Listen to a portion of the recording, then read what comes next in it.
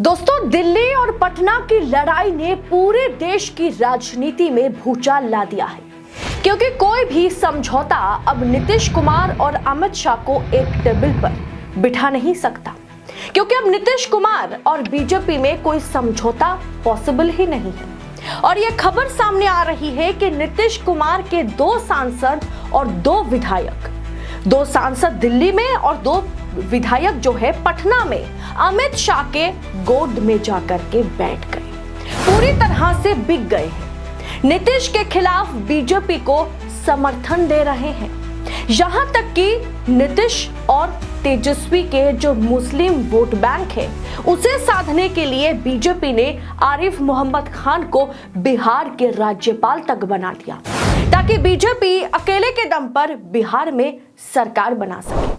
दोस्तों, इस बात पर बीजेपी जोर दे रही है। बिहार चुनाव में काम करने वाले कार्यकर्ताओं से बकायदा ये कहा जा रहा है कि बीजेपी वर्कर्स को, नेताओं को ऐसे काम करना होगा कि नीतीश की पार्टी का कोई रोल चुनाव में ना हो। नीतीश के बिना ही बीजेपी अकेले चुनाव जीतना चाहती है और बिना नीतीश के सरकार बनाना चाहती है बीजेपी या आला कमान।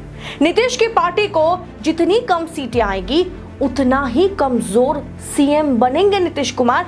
अगर नीतीश कुमार को बीजेपी सीएम कैंडिडेट घोषित करती है कि अगर हमारी सरकार आती है तो सीएम जो है, मुख्यमंत्री जो है वो नीतीश कुमार ही बने रहेंगे।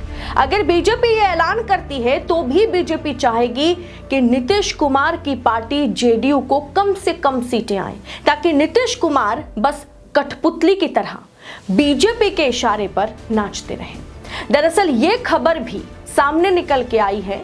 पप्पू यादव जो पूर्णिया से सांसद हैं, 6 बार वो सांसद रहे, पप्पू यादव ने साफ तौर पर कह दिया कि सीएमओ या सीएम बिहार चला नहीं रहे, ना सीएमओ ऑफिस चला रही है और ना ही मुख्यमंत्री नीतीश कुमार जो है वो बिहार को चला रहे हैं। दरअसल बिहार को अधिकारी चला रहे हैं, आला अफसर चला रहे हैं, और आला अफसरों को कौन चला रहे हैं? वो दिल्ली में बैठे हैं। उन्हें ये शख्स यानी गृह मंत्री अमित शाह, होम मिनिस्टर शाह चला रहे हैं। इसीलिए बिहार को ना तो नीतीश चला रहे हैं और ना ही नीतीश की पार्टी चला रहे हैं। दरअसल सीएमओ ऑफिस का सारा काम होम मिनिस्ट्री से देखा जा रहा है। बिना होम मिनिस्ट्री के परमिशन के बिहार में एक पत्ता तक नहीं हिल पा रहा है। अब दोस्तों, बीजेपी की मदद इसमें जय वीरू कर रहे हैं। कौन है जय वीरू? नीतीश के सांसद हैं, लेकिन दिल्ली पहुंचते ही उन्होंने पाला बदल लिया है। लल्लन सिंह नीतीश के करीबी, लेकिन अब वो शाह के गोद में जाकर के बैठ गए। और दूसरा नाम है संजय झा, जिसके पीछे शुरू से ही बीजेपी थी।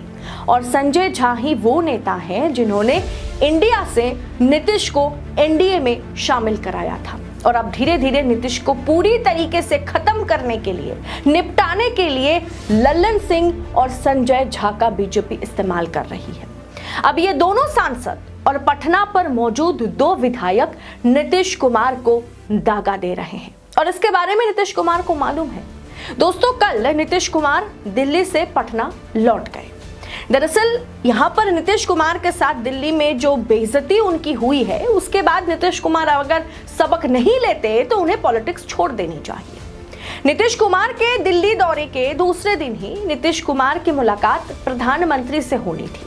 मतलब उन्होंने बगैर प्रधानमंत्री से बात करे दिल्ली पहुंचे, मनमोहन सिंह के कार्यक्रम में वो शामिल हुए, उन्हें श्रद्धांजलि दी, और उसके बाद प्रधानमंत्री के साथ नीतीश कुमार की बिहार विधानसभा चुनाव को लेकर के मुलाकात होनी थी। लेकिन ऐसी बेइज्जती प्रधानमंत्री ने, ऐसी बेइज्जती मोदी शाह ने उनकी करी है कि पूछिए मत। इस मीटिंग के लिए बकायदा प्राइम मिनिस्टर ऑफिस की तरफ से अपॉइंटमेंट भी दिया गया था, पर 2 बजे, ठीक 2 बजे कहा गया कि यह मुलाकात पॉसिबल नहीं है, इस मुलाकात को पोस्टपोन किया जाता है। यानी नीतीश की घोर बेइज्जती हुई दिल्ली में। इसके बाद नीतीश कुमार जेपी नड्डा से मुलाकात करने के लिए उनसे कहा गया। आला कमान जो है उन्हें जेपी नड्डा से मुलाकात करने के लिए कहा। फिर जेपी नड्डा ने भी उन्हें वक्त दिया। फिर जेपी नड्डा भी नीतीश कुमार के साथ मीटिंग में बैठने से पहले ये कह दिया कि आज हम मुलाकात कर नहीं सकते, इसे पोस्टपोन कर देते हैं।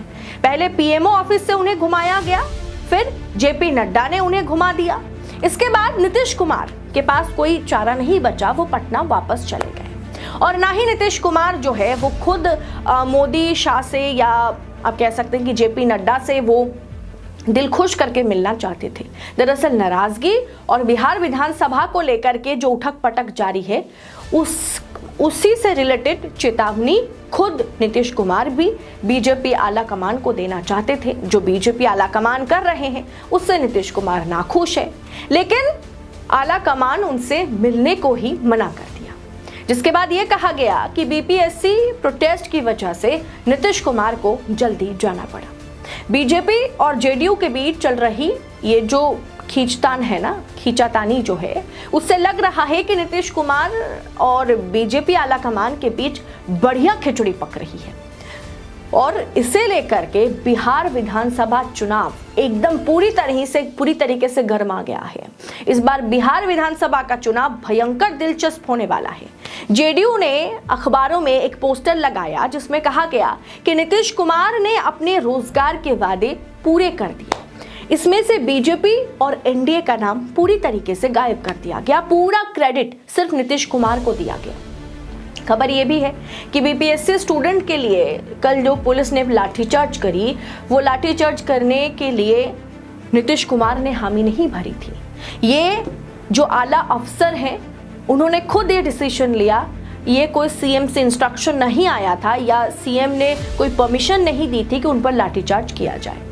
ये खुद पुलिस ऑफिसर्स ने तय किया है और कहा जा रहा है नीतीश कुमार को बदनाम करने के लिए, बीपीएससी स्टूडेंट को नीतीश कुमार के खिलाफ बनाने के लिए दिल्ली से साजिश रची गई या दिल्ली से ये परमिशन दिया गया, दिल्ली से ये खुला ऐलान किया गया कि लाठीचार्ज की जाए। मैंने आपसे कहा ना कि पप्पू यादव जो कि बिहार के सांसद है, बिहार की राजनीति को भली भांति जानते हैं, उन्होंने ये दावा किया है कि नीतीश कुमार अब कठपुतली है, बिहार दिल्ली से चल रहा है, बिहार में अधिकारियों का राज है, बिहार होम मिनिस्ट्री चला रहे हैं, होम मिनिस्ट्री चला रही है, होम मिनिस्टर चला रहे हैं। यानी नीतीश कुमार का दूसरी ओर लगातार एनडीए गठबंधन की ओर से ऑफर पे ऑफर आ रहे हैं। प्रधानमंत्री, मुख्यमंत्री, सबसे बड़े लीडर के तौर पर नीतीश कुमार को इंडिया अलायंस रखना चाह रही है। लेकिन क्या नीतीश कुमार नरेंद्र मोदी के सहारे चुनाव लड़ने वाले हैं और उसके बाद नीतीश कुमार की पार्टी और नीतीश कुमार का करियर पूरी तरीके से खत्म हो जाएगा? तब शायद ना वो बीजेपी में शामिल हो पाएंगे और ना ही वो इंडिया अलायंस में शामिल हो पाएंगे। क्या यही हाल नीतीश कुमार का होने जा रहा है या नीतीश कुमार बहुत ही सोच विचार कर वो चाल चलने वाले हैं जिससे शाह या मोदी पूरी तरीके से मात खा जाए?